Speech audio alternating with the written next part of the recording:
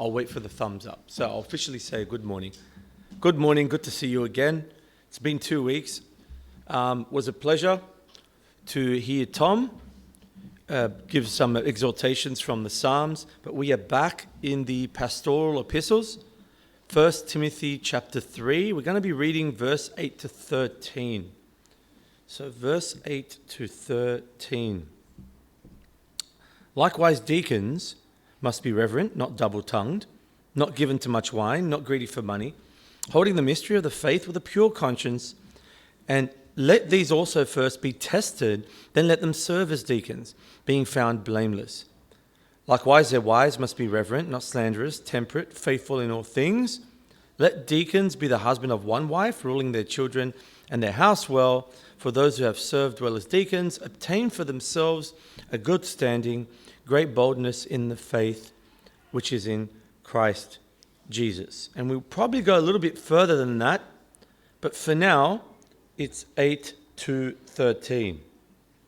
Now, it is obvious we've been on the topic of deacons, part of a greater subject matter, which is leaders and officers in the Lord's household. What is the pastor? What is the elder? What is the overseer? What is the deacon? And what I said 2 weeks ago was churches get confused and they conflate that. Tom was telling me recently he was in discussion with a dear friend from a church, and they seem to confuse deacons as elders or under pastors, and then they had one kind of super elder or the pastor running the church. That's not the structure we get from the Bible, from the pastorals, which is all about how to do church. Now, do we want to be rigid, and do we want to be, this is the way and there's no other way? I'm personally not like that, but I prefer the biblical structure. I am quite passionate about it, but it's not, hey, a deal breaker, this fellow church is going to hell because you don't think like that. We're in the kingdom together. Deacons. 2 weeks ago, I explained what the word or the primary word used for deacons are. There's more than one, and primarily one in the pastorals. And the underlying meaning is servant, minister, to serve, ministering, ministries. You get the idea. And there's a whole separate sermon on how to do service and serving in the church. What kind of attitude we do that with. That's probably for another time. But in my preambles, and I always give preambles, I did mention this. All the Lord's people have an obligation to serve, right? But when we're talking about the deacon, we're talking about an official title given to someone who is recognized in a particular category of service. Okay? That's what we're talking about. They are officers, but every believer has a duty, not a word we hear often today, to serve. And I read Luke 17. In fact, we are to see ourselves as unprofitable servants. We're doing it for free from the heart. And that doesn't mean that Christ thinks our service is of no value, but rather we ought to have, like I said, the heart that serves not for merit, but for the joy of serving. I am of the opinion that a genuine Christian would feel incomplete and dead if they're not serving the Lord in some capacity, and they don't have that joy that they're meant to have. So everyone's got an obligation to serve. But then we have the officers, the deacons, the servants, right? And then I went on to talk about why we need deacons. And I read from Acts chapter 6. This is just a quick recap. Acts chapter 6 gives us not so much the official church office of deacon, but the pattern or the prototype, the beginning. Remember, we're reading quite late. This is in the 60s now. The church starts in the early 30s, right? So we're 30 years in. So obviously there's an office now, but in Acts 6, there was an issue, there was a problem, and 7 men were chosen to serve, and that's kind of the pre-deacon, deacon we get in the Bible. That's the pattern. And that led to 4 points on why we need deacons. Why we need deacons. So I feel the need to actually at least give you that. Why do we need deacons? What do deacons do? That's another way to put it. Well, we need them because they need to free up the elders so that they teach, devote themselves to God's word, prayer, and shepherding. We got all these from Acts chapter 6. We can get them from various other parts of the Bible, but mainly Acts chapter 6. This was 2 weeks ago. We also need deacons to minister hospitality to the Lord's people. Okay? Minister hospitality to the Lord's people. To aid in practical matters pertaining to the Lord's people. Finance, logistics, efficiency, how to move things around, how to distribute. Also, and this is the fourth point I gave, and this is an important one, to help absorb the fallout from church drama. One man of God called them shock absorbers. So in Acts chapter 6, there was a complaint. A certain group of people was being neglected, and the apostles, acting as elders at the time, in function, said, deal with this. We got to raise men who need to deal with this. Right? And they acted as shock absorbers. And what I said was that the deacons should be mature Christians, or at least qualified enough to handle situations before they're escalated to the elder board. Right? They should have that wisdom. Now, I wish that every member in every church had that kind of wisdom or qualification, but alas, it is not to be. You get all sorts in the church membership. You get weak Christians, you get strong Christians, you get fake Christians, sometimes waking their way into the church membership. Deacons are proven, as we will see. They're to be tested. Same as elders are to be tested. And there's a list of qualifications for them. We don't raise up deacons willy-nilly. We're supposed to look at the list, look at what we started going through 2 weeks ago, and those were the qualifications of the deacons outlined for us, so we know what kind of people we want. So we did go through 4. Okay? We did go through 4. And we got up to number 5, solid in gospel, reverence, and living. In case you're wondering, if you read the passage, they have to be not double-tongued, not given to much wine, not greedy for money. And that's where we stopped. So we are up to verse 9, holding the mystery of the faith with a pure conscience. And how we've interpreted that is they have to be solid in gospel reverence and living. They're solid in gospel reverence and living. When you see the word mystery in the New Testament, it can mean hidden or deep truths, usually referring to that which was not revealed in the Old Covenant, which is now made clear in the New. Right? It's also another word for gospel.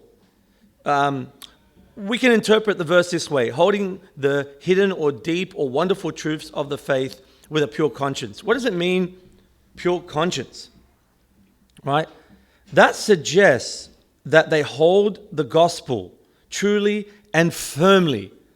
It's always on their mind. It's always a backdrop for everything they do in a way that gives no ground for accusation personally by their own conscience.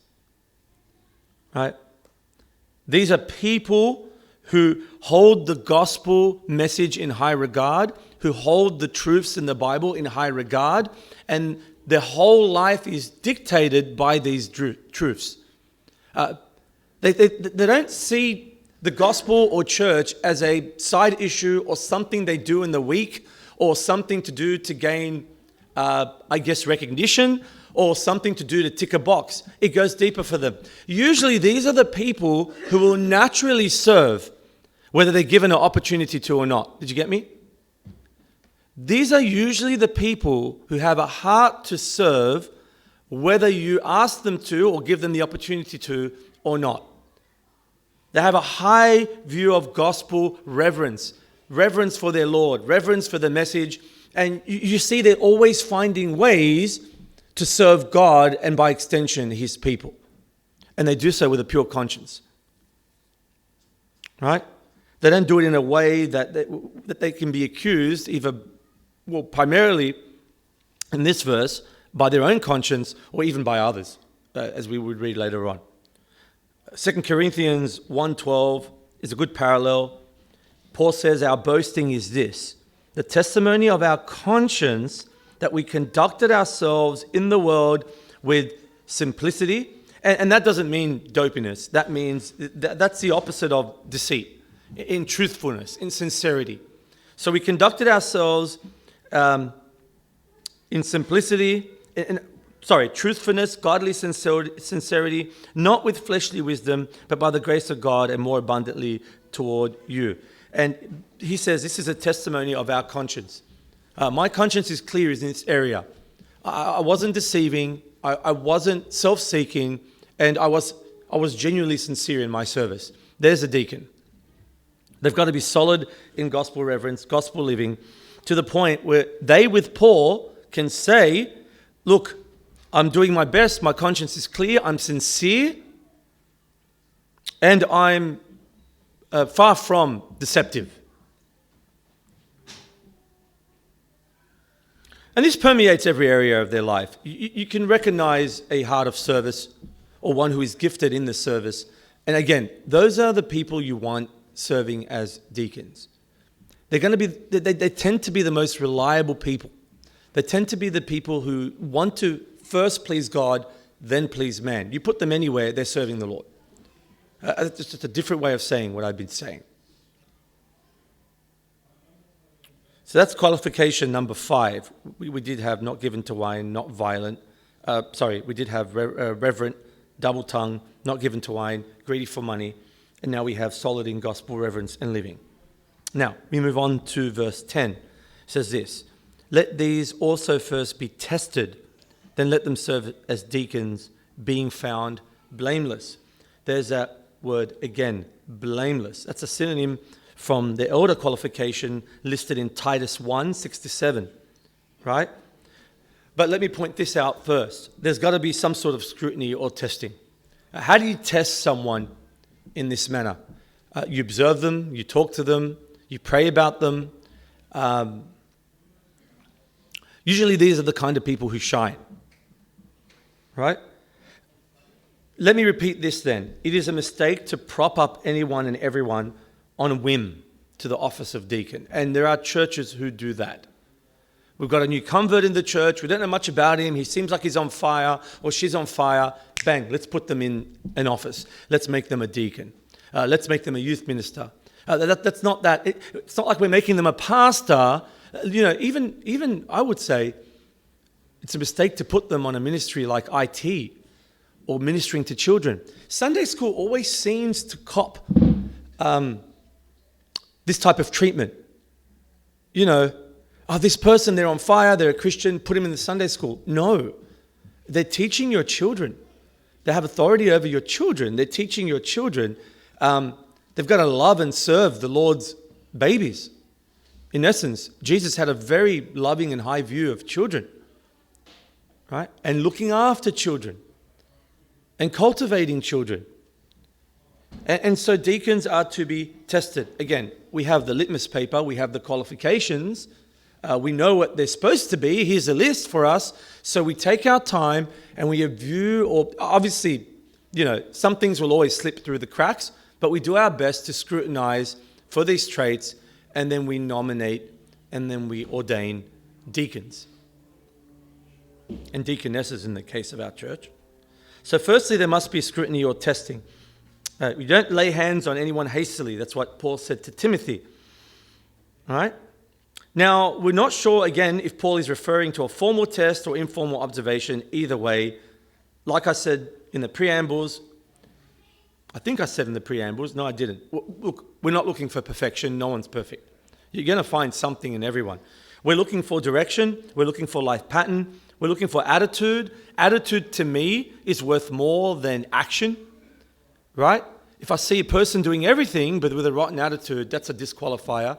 And vice versa. If I see a person with the right attitude, but they're struggling for whatever reason to do, that still makes them potential deacons. Right? Now, they must be considered blameless when the testing is done. Right? And that's a synonym, like I said, of the qualification of elder in Titus. Overall, in character, what it means is they need to be unaccusable of any compromising sinful life pattern, and unaccusable of any one major blot. I said this when I was speaking about blameless when it came to elders, that may warrant reproach, right? It could be one heinous bad sin that may disqualify them, or it could be not a great life pattern or hard attitude. So we could say point 6 is they've got to be blameless under scrutiny. Do deacons need to be? And that's important. Now, I hope you're not hearing deacons, deacons, deacons. I hope you're hearing me. Right? I hope you're hearing I need to be this as well. Right? Again, we take deacons from members and they're the ideal servants. Right? What does every Christian want to be? An ideal servant. That should be part of our prayer. Really is. We should be praying to be these things. And I said the same with the qualifications of an elder. So I hope you're not separating them in your mind like that. Now, the next one. Verse 11. The dreaded verse 11. The NKJV, the ESV, and the CSB say likewise their wives. The NASB, the NIV, and the Legacy Standard Bible say likewise the women. So we look at verse 11. Likewise their wives, or likewise the women, must be reverent, slanderous, temperate, faithful in all things. And I feel compelled, it might be boring to you, but I think it's important just to mention that there's a debate. Is there such a thing as women deacons? Should there be such a thing as women deacons? And if there isn't, or if there is, why not? Well, you're looking at the verse. Why not? Because of verse 11. Or why? Because of verse 11. You see, that word goes both ways, right? Gynekes, I probably ruined it, right? But that can be translated wives or women. So some churches have female deacons as an office. This is what we're talking about. Obviously, there are women who serve. We're talking as an office because the subject matter is offices in the church, right? Or, no. If we do that, then we're playing with this idea that women are, or we're compromising the reality that women are not to have authority over men, right? So we'd rather not have women deacons. We'll have women serving, but not officially in a title as deacons. And then there are other churches like ours that says, no, we'll have them as officers. That brings accountability, but we'll be careful to make sure that they maintain the created order and the right function and not be given authority over men. There's a debate. And why are they mentioned here? Why are wives mentioned here? Are they, the wives of male deacons who help serve their husbands in areas where their husbands couldn't? Imagine a male deacon is called to minister to a woman and she's sick. He can't go touching her everywhere. So he might bring along his wife and, you know what, love, take care of this woman. Here's what she needs. And then she can go in and do her thing. That seems to be the prominent view of what Paul is describing for those who don't believe that he's talking about the office of deaconess. Right? Or is Paul talking about the office of deaconess? That's the question. Now, I'm not staunch. I'll give you arguments of both views, and a local church can decide on what they want to do. Some people are staunch, not me. Whether you have deaconesses or not, it doesn't worry me. I'm not going to judge a church. I'm not going to write off a church. Part of the problem is that the word deacon in the Bible can be applied to male and female as well, right? It wasn't until after, in the early church, in that Greek, where we get the actual female deaconess, right? So early church had many mentions of female deacons. They did exist in the early church. But in this time in the Bible, the word for deacon applies to male and female. That's another issue we have in trying to work out who it is. Look, let me give you the best arguments from both views. Make up your mind. I'm not staunch. I will maintain that our church keeps the office of deaconess because it gives accountability. It binds us to qualify them against this list, and that's better for me in general. They're not having authority over men. They're not bossing our elders around. They're not bossing you around. That's fine by me, right? But let me give you the two, the arguments for both views.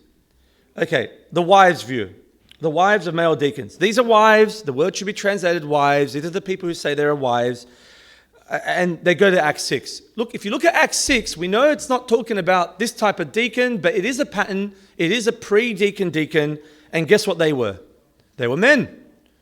In Acts 6, it was 7 men chosen. And we would respond, was it was in Jerusalem. It was a Jewish church. How would they have felt if women were doing that kind of thing? But sure, you're right. Acts 6, they were men. Right? Also, and this is a big one, in verse 12, it mentions that deacons must be the husband of one wife, ruling their children in their own house as well. Why doesn't it mention that women should be faithful to husbands? It does say that about widows in 1 Timothy 5. Why is it only saying they should be the husbands of one wife? Now, there are answers to that. If I give them to you, I'm kind of playing sides, right? So I'm wondering if I should just give you that and leave you with it. If you're curious, come ask me after what I think about that. Huh? So they also say it feels like you're breaking the passage up, right? It's talking about deacons, and then it mentions women, and then it mentions men, husbands as one wives. It's a weird breakup, okay? And they'll say this. There is a woman mentioned as a deacon, Phoebe, in Romans 16. Remember we spoke a bit about Phoebe? They'll say, look, that's just inconclusive. That's one of the arguments as well. That's inconclusive. You can say that Phoebe is a deacon of that church, and the church is named by name, right? But that doesn't mean Phoebe was in her office. Okay, fair enough. I don't agree with that, but fair enough. Like I said, I mean, I have a view and I have answers for these, but here they are. All right, and this is a big one. This is our last... well, there's more than this, but these are, in my opinion, the main ones. The ones who have the wise view maintain that whether you like it or not, deacons do exercise some sort of authority, even in service. So we're kind of disregarding that, what Paul said about women not having authority over men. I do have to respond to that. I disagree. The service of a deacon is broad. You know, we've got a woman handling the food or running certain things in the church. Doesn't mean she's having authority over a man, but whatever. I get it. And that's the biggest reason why there's hesitancy to ordain deaconesses. Because in this day and age, people will take that to mean she's a pastor or she's an elder. And I get that. I actually do. I'll give them that. Okay? So there's the wives of deacons' view. Then you have the women deacons' view.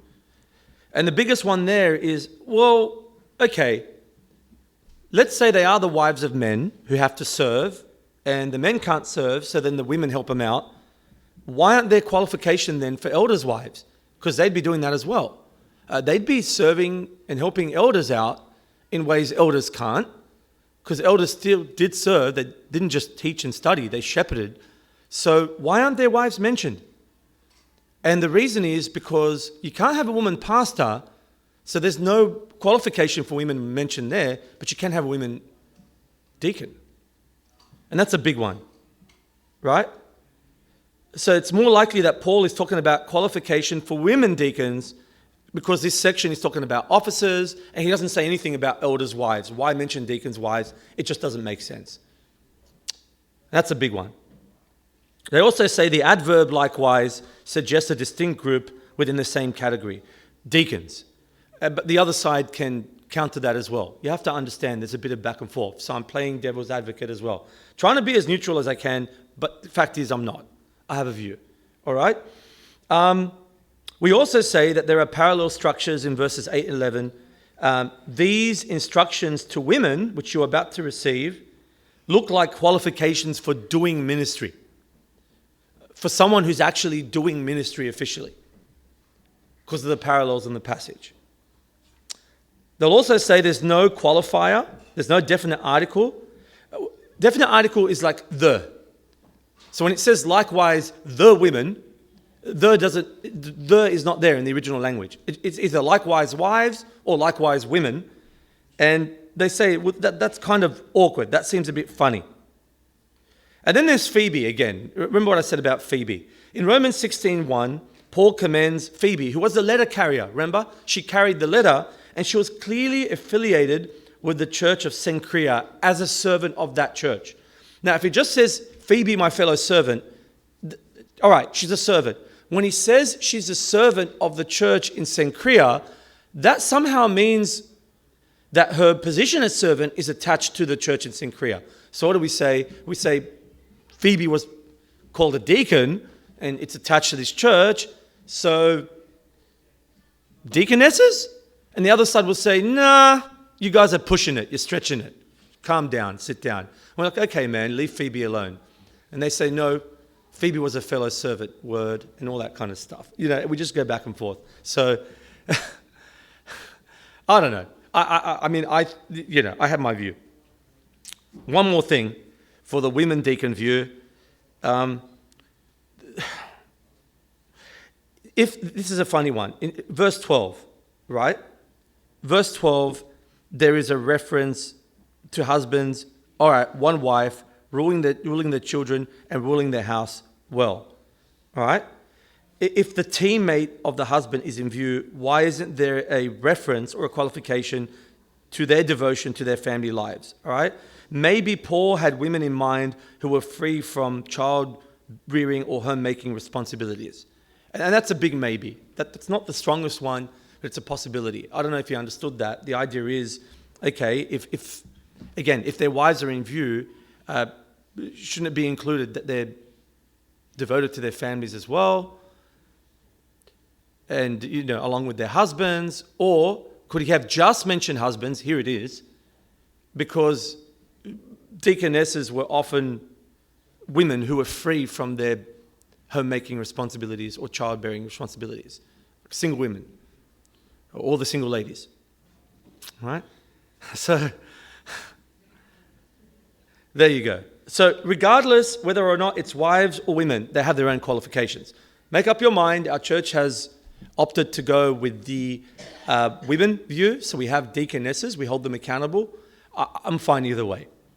All right? I'm not going to kill anyone over it. I hope they don't kill me over it. Not a big deal. Either way, women have their qualifications, wives have their qualifications. If you look at verse 11, they have to be reverent, not slanderers, temperate, faithful in all things. Okay? So, reverent, same word in verse 8. We went through that. They have to have a seriousness about what they're doing, a seriousness toward the gospel, a reverence towards the gospel with a clear conscience. Slanderer, diablos. Whose name is that? That's a word for what? That's Satan. That's where we get the word Satan from. Same word used of Satan. The adversary. The slanderer. Adversary is another title of his, right? They are able to control their tongues. What's slander? Slander is gossip with the intent to harm, hurt, right? Or downgrade. It's not like, hey, did you see her dress? That was really nice. Oh, you're gossiping. Or, you know what, I had a talk to her and I spoke to her about her weight. I love her so much, but I think she's harming herself. We have to find a way to help her. That's not gossip. Chill out, right? Gossip would be, man, you know what? Look at all that weight she's put on. Where is she getting that food from? Have you noticed the food from the church fridge is missing and that food belongs to the kids? Maybe she's stealing the food and eating it while we're not. No evidence. It's just, it's an intent. What's the implication? She's stealing food. Yeah, it's the first thing that came to my head. Sorry. Yeah? It's intent to hurt. And that's what Satan does. He accuses. The idea of the word is accusation. He stands there accusing. It could be so passive-aggressive, which I think women are amazing at. Passive-aggressive accusations, subtle accusations. Men too, for that matter, but this is a problem. They need to be in control of their tongues. They need to be aware of what they're saying lest it hurt people. And, anyone could be hurt with anything, but they need to be aware that they're not maliciously or purposely trying to accuse or hurt someone with their language in a way that's undeserved. Listen, if someone's done something wrong, you got to say they've done something wrong. If she is stealing food from the fridge, it's not wrong to say, hey, I think Anne is stealing food from the fridge. Maybe we should look into that. That's not slander, So they need to be in control of their tongues. And women who serve in that capacity in our church, pay attention, right? All these qualifications are yours. These are just added ones for you. And usually when that happens, it's because these are a problem for that particular group. Or these are recognized to be an issue for that particular group. Malicious gossips, false accusations, and that does tend to be women.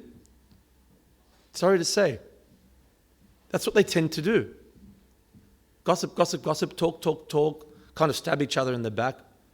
We see it in our little girls, they do the same thing. So, they've also got to be temperate. And that's the same word used of an elder, which means sober-minded, self-control, for the sake of judgment and discernment. So they have to be temperate and self-controlled, not under the influence of any addicting substance that may impede their judgment or anything really. They must also be faithful in all things. Now, that's a big one.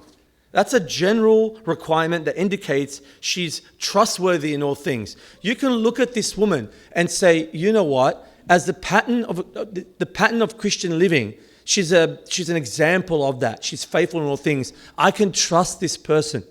I can trust them with my children. I can trust them to minister to this woman who needs it. I could trust her to be on her own and to, make sure everyone touched grass is down to earth, biblical, and God-honoring.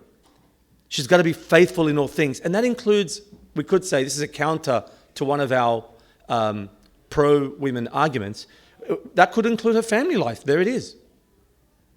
Faithful to her husband, faithful to her children, faithful to her duties in the home. She's just reliable.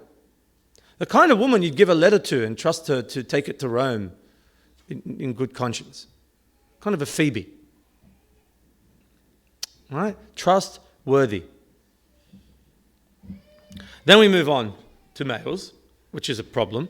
Verse 12, right? 8. Again, this is a big deal in the ancient world. Got to be a one-woman man. Now, men weren't marrying multiple women. Okay? There was this concept of univera, which mainly was directed at women. It was a good thing to be faithful to your home and husband. Now, Paul is saying men as well. One of the reasons I believe he mentions men here and not women is because of this concept of univera, even though it included men in the ancient world, primarily targeted women. It was social taboo for a woman to be unfaithful to her husband, not marrying multiple men, but just overall unfaithful, rebellious. Paul is saying, no, he's got to be a one-woman man as well. And remember what I said that means. Not that he's going around marrying multiple women. That just didn't happen in the early church, right? But he's got to be faithful in attitude, in action to his spouse. And I would take that to mean not overly flirtatious, putting her above and first others, especially of the same gender. And there are only two. Had to throw that in there, right? In this day and age, you have to throw that in there, right? And I always think of the youth group leader, right? Who's kind of, all the little girls look up to him and they like him and they think he's a great shub and a man of God. And so he's open to he has several options, so he's flirting with everyone. No, even before you're married, you've got to be one woman man. And even after you're married, you've got to watch out. Your wife deserves the best seat, not your mate or your friend or some other woman, and likewise for the women. Later on, again, Paul is talking about widows who qualify for support, and he's saying she has to have proven that she's been a one-man woman. Now, her husband is dead. What do you mean by that, Paul? No, before that, she had to be faithful to her husband mentally and physically.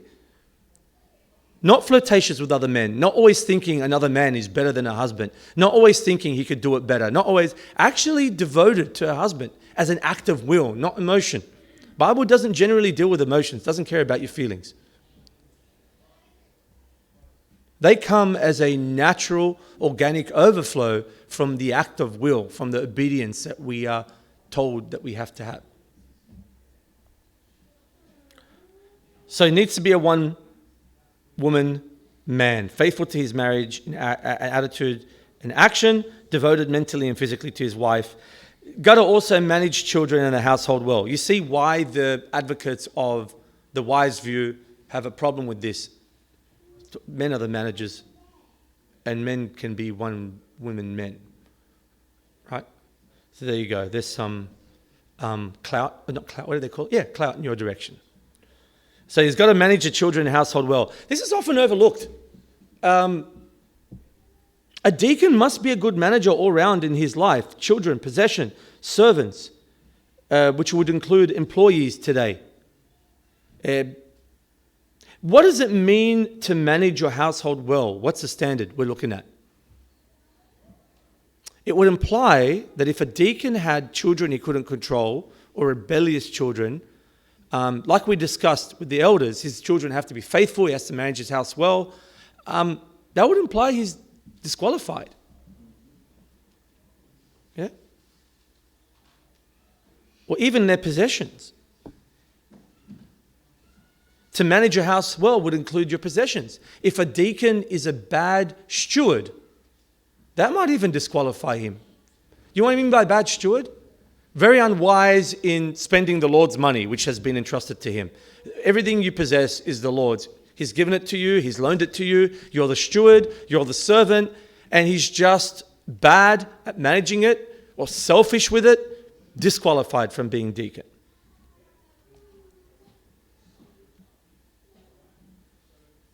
So manage your children and household well. And finally, Paul adds in 1 Timothy 3:13, so this is verse 13, those who have served well as deacons obtain for themselves a good standing and great boldness in the faith which is Christ Jesus. I was mesmerized by this.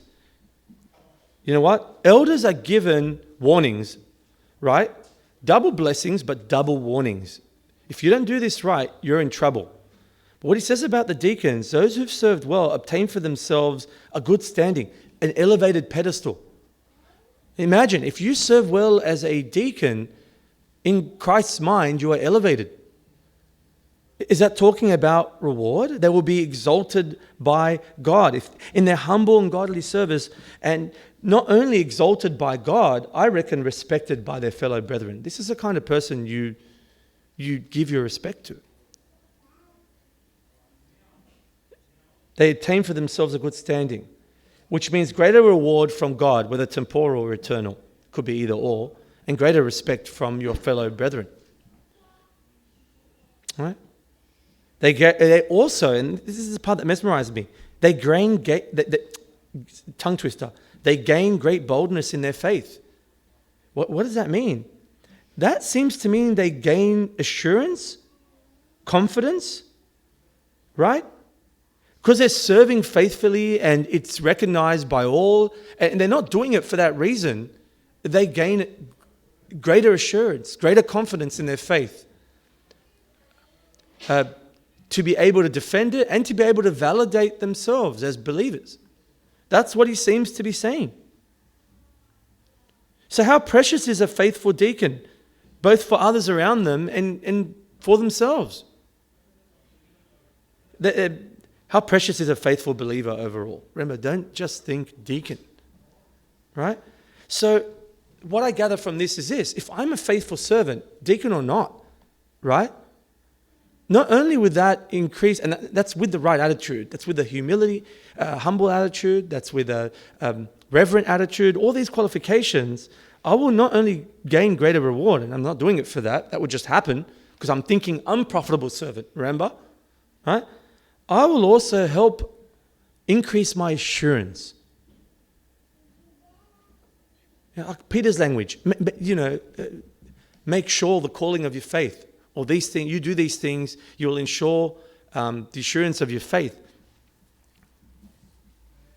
And that's something worth striving for, wouldn't you say? Whether you're striving for the office of deacon or not. I'd love to have that. I'd love to have good assurance. I'd love to have boldness. I'd love to have elevation, not among you, but in the eyes of Christ. Well done, good and faithful servants. What a word I'd love to hear. That's something good to strive for. And that kind of ends that section on deacons. Now, I did opt to kind of go into verses 14 and 15. We do have a little bit of time, so I'll do it. Okay? And maybe I'll flesh it out a little bit more later. The reason I wanted to do it is I want to answer the question, how important is this? Is this important? Is this important to a church? Because a lot of churches today gloss over this. Nah, don't have to have the structure. Like I said, I don't condemn them to hell, right? We don't have to do it this way. We don't have to have the structure. We don't have to do all these things. We don't really have to pay attention. We don't really have to screen. We don't really, get the new convert, get him in there, get as many people as you can inside, give them ministry. That's how my church did it when I was young, to my shame. No, they're a Christian. They prayed the prayer. They've done a few good things. They've gone out. They've preached to people, put him in this ministry. That was a disaster. Is this important? Have a look. We've gone through this verse as we've been making our way through Timothy. We've referenced this verse or these verses again and again. Have a look at verses 14 and 15. These things I write to you, though I hope to come to you shortly. We're not sure if he ever did make it there. But if I'm delayed, I write to you so you may know how to conduct yourself in the house of God, which is the church of the living God, the household of God, the pillar and ground, which is foundation of truth. Ephesians 2:19, household of God. Why is this important? Why is it important that we take this pattern, take this structure, and actually be a little bit, eager to follow it? Because this is how we do church. Church is God's household. It's not a community club. It's not a social gathering. This is the household of God. There's an etiquette. There's an ideal etiquette, right? Listen, I walk into your house. Some of you want me to take off your shoes. Some of you don't. I've got to conform to your standard. I'm in your house, right? Some of you don't want me using particular cutlery. Some of you don't want me touching your walls. Some of you don't want me going in certain areas. There are forbidden zones in people's houses. Your rules, your house. Some of you get a little bit too much about that. George, take off your shoes, put them there neatly, in that position outside, make sure they're this, make sure they're that. We can only use it. Okay, man, I love you. All right, I'll do it. It's your house, your rules. All right? God's house, God's standards, God's rules. This is how you ought to conduct yourself in the house of God. Timothy, that's why I'm writing to you. Everything up until this point. Give ear to doctrine. Deal with false teachers. Right? Do these things.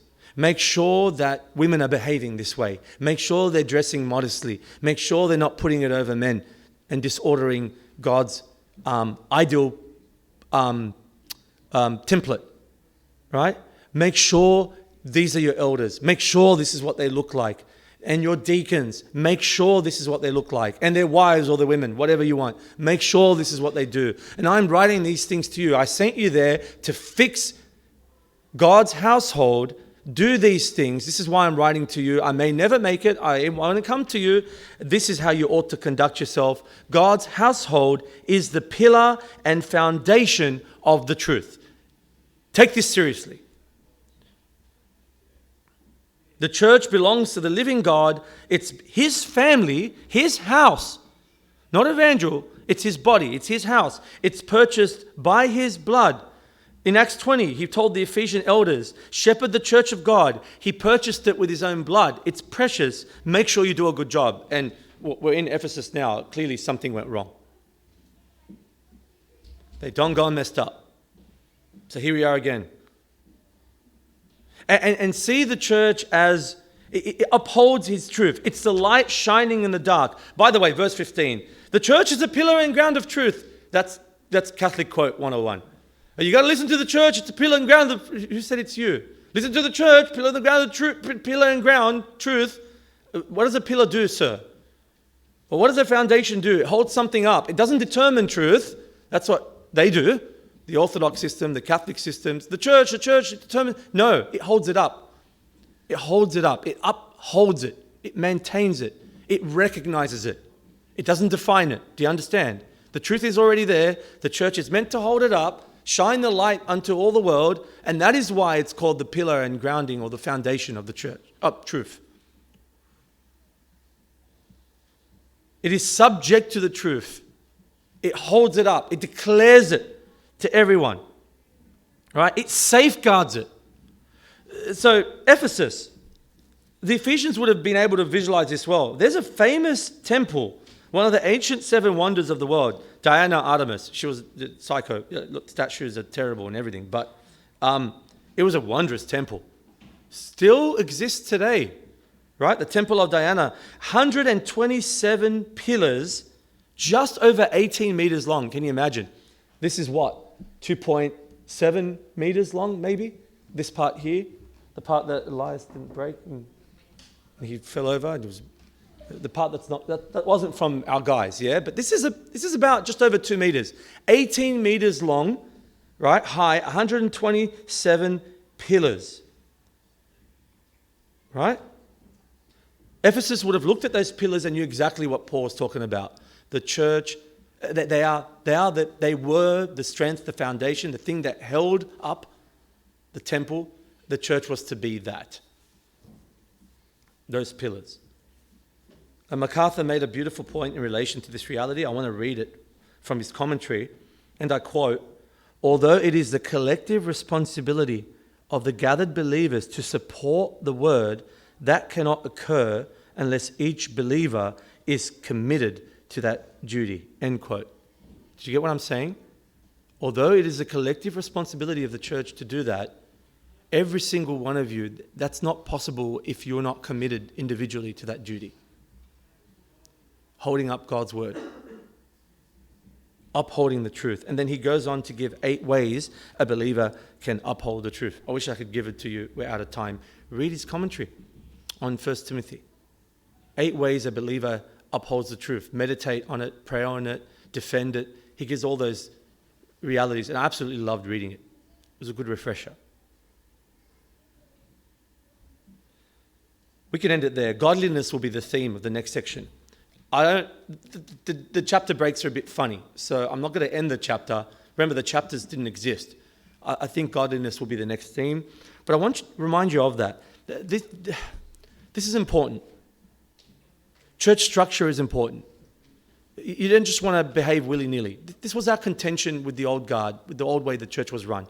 Anyone could do anything at any time. It really undermined this. Timothy, I'm writing these things to you, do them. This is how you conduct yourself in the household of God. And hold up the truth, which holds up the truth, which safeguards it, and which every individual in that body should be doing. Remember this. Don't see deacon, don't see elder, see me. When I say me, I mean you, but from your perspective. I'm not talking about me. I'll see me as well. Right? So think about that. And read these qualifications and think, Lord, you know what? I may not desire the office, but this is the Christian I want to be. Help me. And we'll be alongside you, trying to help you as well. And you will help us. Works both ways. Amen? Let's end it there.